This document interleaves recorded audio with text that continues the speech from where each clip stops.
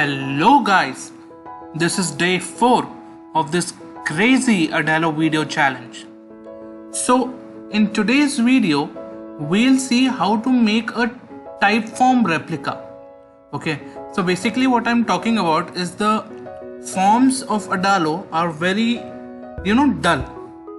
Okay, so I would like better forms for my, for my clients. I would like to make better forms, better designs, better styles, right? And whenever you want to take kind of a survey on your app, it's better to keep a Typeform kind of a form. Now, if you don't know Typeform, just Google it, okay?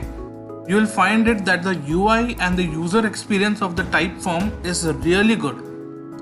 So we'll see how to create that kind of a form with Adalo. So first let me show my personal website where I expect clients to come. They have a dashboard. Okay, if there are new clients, they can click on let's discuss your work. So as you can see here, they have to put their first name. So for example, let's say Alex. Fine. What's your surname? Mahesh. Okay. Hello Alex Mahesh, please share your email ID. So these kind of lines make it pretty personalized and give a better user experience, right? So this is the kind of thing that we are going to cover in this video. So before starting the video, before I jump right into the dashboard, please subscribe the channel if you haven't done yet. I am going to create 100 total videos in the next 100 days. Like 4 days are over. In the next 100 days, you get the point, right? So now let's jump right into the dashboard. So this is the basic template that I have used, the blank one. So there is a sign up screen, a login screen, and the home screen. Okay. So now let's create a form. So let's decide what the topic of the form should be. So let's say it's a survey for a NGO, and for a Typeform replica, I would prefer a black template. Okay, a black design. So first I'll go to branding, and here I'll change the default background color from white to black. Okay, and what I'll do is I'll change the color of secondary color to, let's say, white. Alright, and default text color, let's say this also white. Okay, something like this. And we don't need any of this. Okay, let's keep that. Let's keep that. So let me just change the color of this. So let's change it to white. Again, let's change it to white again. Yes. Okay, so it looks pretty good right now. Now what we'll do, we'll go to the home screen, and here we'll keep a button, go to form. Okay, so I'll not make any other thing in the app. It's not necessary for this video. So we'll just keep a button right here, and the button will say go to form. Just increase the size of the button, put it in the middle. I'll just cancel the icon. Alright, something like that. Now when we select the button, we'll add a new click action. Okay, when you click on go to form, you should go to the form, right? So we'll link it to a new screen, and on this screen what we'll be doing, we'll be asking the name of the user. Okay, the name of the user. I know we'll be asking that we could have asked that in the sign up itself, but I'm just giving you an overview of how Typeform kind of form you can make. Okay, so if you want to make this kind of forms for sign up or login also, you can do that. So on this screen we'll ask name. So I'll just write the name of the screen as right name. Clicking on create screen, it will create a new blank screen. So I would want the status bar to be white text here. Okay, also for the sign up and login screens too, something like that. Yeah. Now let's start creating the design of that form. Okay, if you remember what was there in the form, it was just a basic text at the top with a question, a field where you can input, and a button, right? So let's first create the design, then we'll see how to create that functionalities. Okay, so let me just create the design.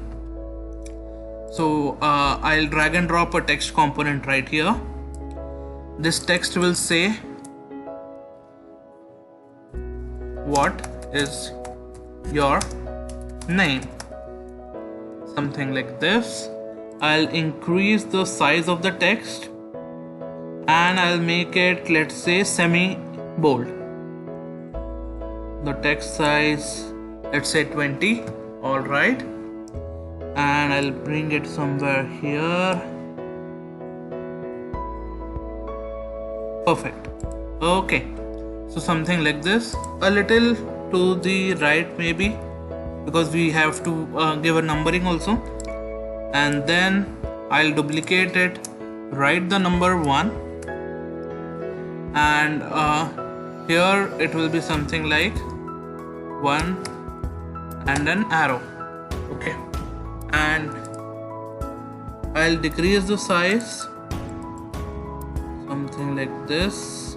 I think I'll need only one dash here. Yep, decrease the size more. I'll change the color to primary color, which I had selected purple. So yep, it's looking good. And I will change this to bold.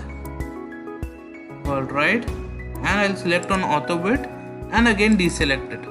Okay, I just wanted to reduce my work here. So I will align it, middle align it with the text right here. Yes, something like this. It looks pretty good. I think I have to increase the size a bit. So let's say 12. Yes, okay. And I need a input field here. So what I'll do, I'll drag and drop a text input field right here. I'll get its size, its width to the width of I'll keep it the width of the text, or maybe yeah, this much, so that it's center aligned. Okay, now it is looking pretty dull, right? Because there's a white background, there's a placeholder which we don't need. All right, so what I'll do, I'll just go here, go to edit styles, and here as you can see we can deselect the background and border. So we'll do just that. So we'll deselect it. Okay, so before deselecting it, what I want to do is I want to decrease the padding, something like this. All right, perfect. Now I will just deselect this border, we don't need a border, and I'll increase the font size.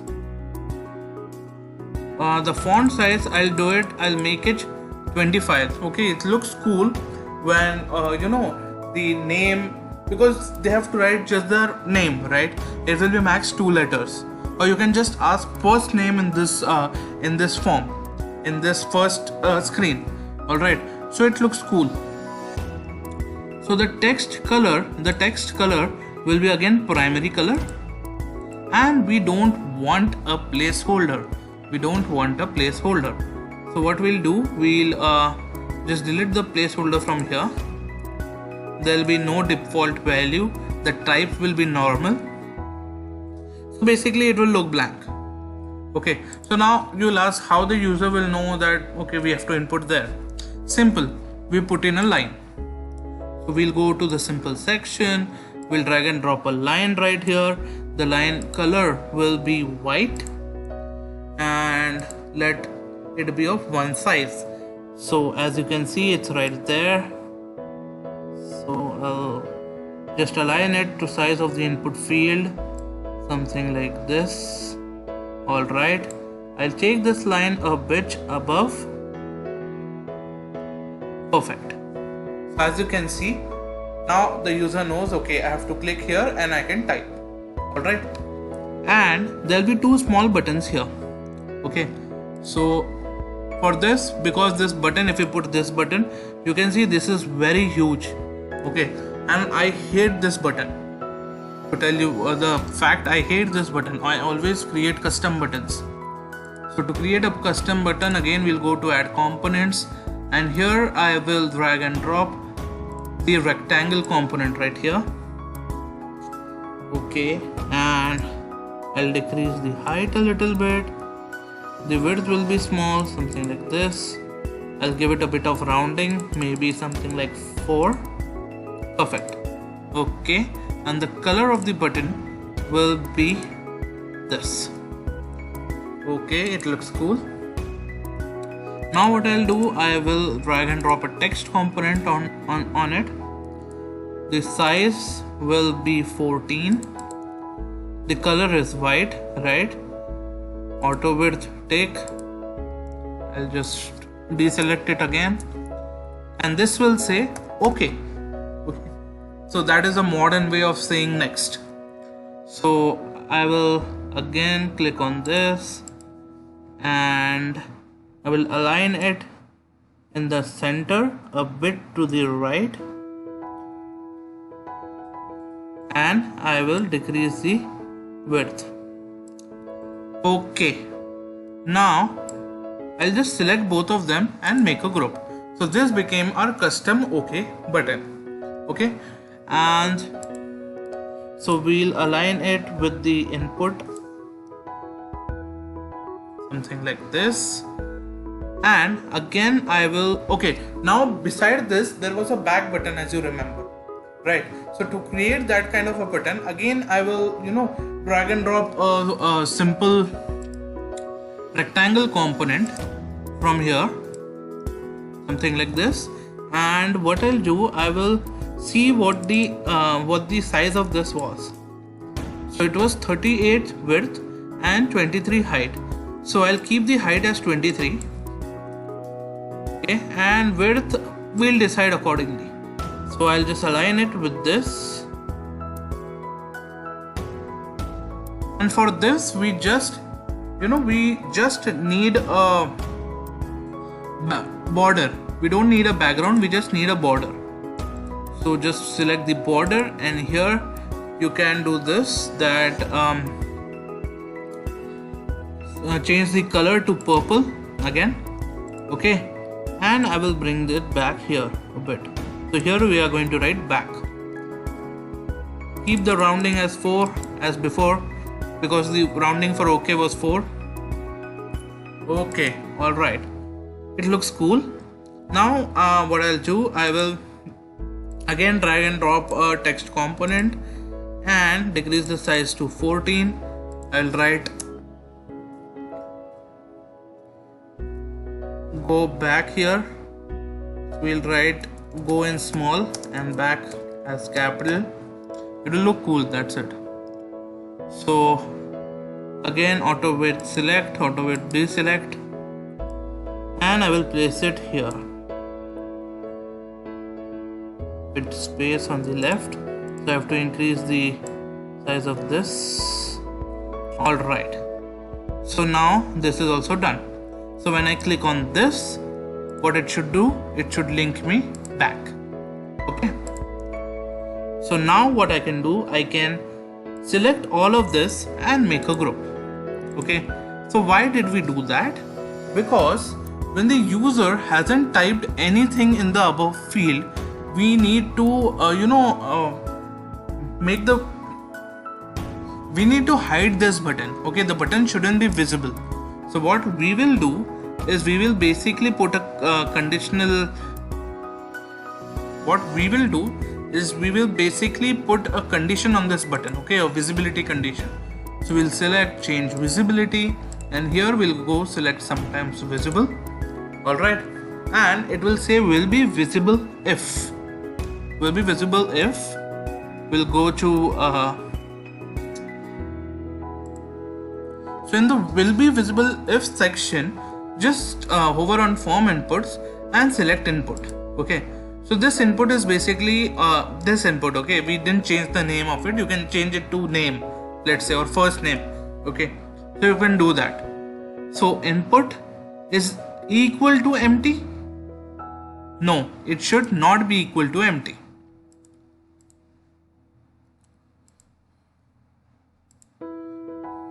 So to put the visibility condition, we'll just select this group and we'll select change visibility. Okay, and here under the visibility section, we'll select sometimes visible will be visible if over on form inputs, and here you will see a option input. Okay, so this is this field, this input. You can change the name of that field to name so that it becomes simpler. Okay, but you get it, right? So input should not be equal to empty. Simple. If the input is not equal to empty, then this button or this group will be visible. Okay, so click on done. So there it is. We created the design of that form, and now what I'll do, I'll just duplicate this screen again. Okay, and here I will ask, maybe here I will ask the first name, and here I'll be asking the surname. Okay, so this will be the number 2, then again a screen wherein maybe I will ask him the age. Okay, what is your age? So here we'll make it a bit personalized. We will say, so we have got the first name and surname. Okay, we have got the first name and surname. So here we'll be adding that information.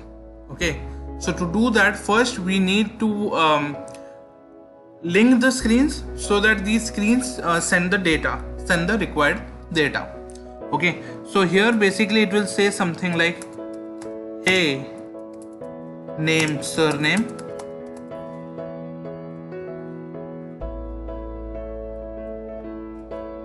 what's your age, something like that. Okay, and we have to shift this to the below. Okay, something like that, and this will say 3. So now let's start adding some functionalities to the form and linking the screens, also sending the required data. Okay, so the first form, which is write name, so here it is saying first name. Okay, so we need a property to store this first name. So we'll go to the database, and under the users collection you can see there's a full name. So we'll change this first name. Okay, click on save. We need a surname, so we'll add a new property, a text type of property, which will be called surname. And then we need the age, so this is a number kind of property, so it will say age. Okay, we added the required properties. Now we have to go to the sign up form, and here it's asking for full name, so I'll just delete that full name. Okay, now we'll select this OK button. Okay, so whenever the person clicks on the OK button, there should be two actions that's happening. One is it is linking to the next screen, and the second action is it's updating the user property. It's updating the user data in the database. So click on OK. Okay, this is weird. Alright, so basically why this is happening is because this is on the top. So I'll just maybe select this, and I will click on send backward. So let's see if I'm able to select this. Yes. Okay, so now when you click on OK, it should, first of all, it should update the logged in user. So what should it update? The first name as the above input. So form inputs input. Okay, and second of all, it should link to the next screen, which is write name to. Now let me just change the name of the screens. So this is write surname and this is write age. Okay. So now here we'll basically add another action linking to write surname. And the important thing to note is that we'll not keep a push transition, we will keep a push up transition. Okay, so that is how the transition of type form is. So that is the reason we are selecting that transition. Click on done, and when it goes back, it should be linking back. Okay, and we are going to add a conditional condition, and there is a conditional visibility condition on the button. Perfect. Now we'll go to the next screen. This is what is your surname. So again you have to select the OK button, but before that we have to send this component back to send backward, and then select the OK button. So here it's updating logged in user and instead of surname it will put form inputs input, so this one. Alright, and it is linking back by clicking on this, and there is a visibility condition. Perfect. Now the next screen, which is the write age screen. So here when you click on OK, it will link back to the home screen. Okay, so first just let me send it backward, and it will first update logged in user with the age. So age will be again form input. Click on done, and this will link to the home screen. Okay, and select the transition here as none. So here you have to select the transition, and here too you have to link to the write age screen. So just click on add action, hover on link, and click on write age. Okay, so here the transition will slide up. So yes, we added on all the functionality. It should work like it works on my website. So let's test.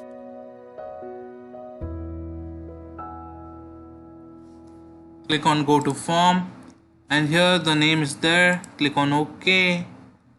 There's the surname. Click on OK. Hey Prakhar Mishra, what's your age? So it's 25. Again click on OK.